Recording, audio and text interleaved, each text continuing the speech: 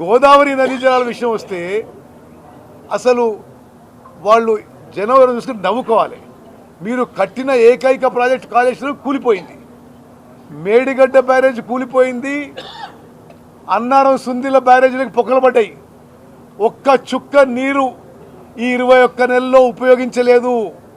ఆ 3 బ్యారేజీలో ఒక్క చుక్క నీళ్లు ఉపయోగించకుండా రికార్డు పంట పండించినాం, రికార్డు కొనుగోలు చేసినాము.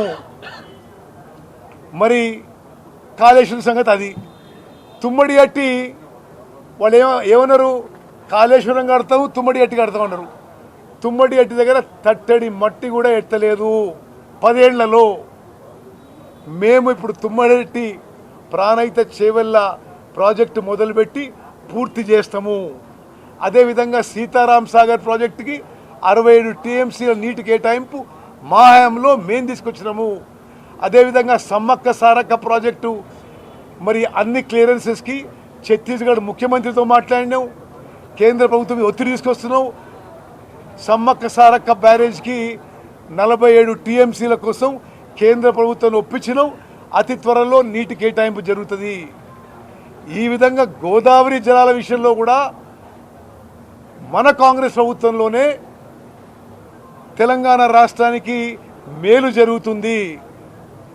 ఈ విధంగా అవాస్తవాలు మాట్లాడి ఏదో అబద్ధాలు ప్రచారం చేసి కాంగ్రెస్ ప్రభుత్వాన్నో ముఖ్యమంత్రినో బదనాం చేసే ఈ అలవాటు హరీష్ రావు మానుకోవాలని చెప్పి నేను సలహా ఇస్తున్నా.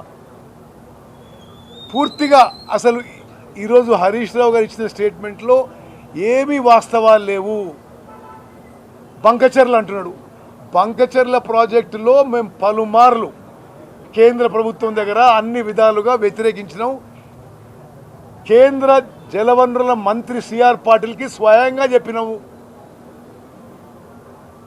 గోదావరి మీద ఉన్న కో బేసిన్ స్టేట్స్ అన్నీ కూడా తెలంగాణ, మహారాష్ట్ర అన్ని రాష్ట్రాలు వ్యతిరేకించినాయి.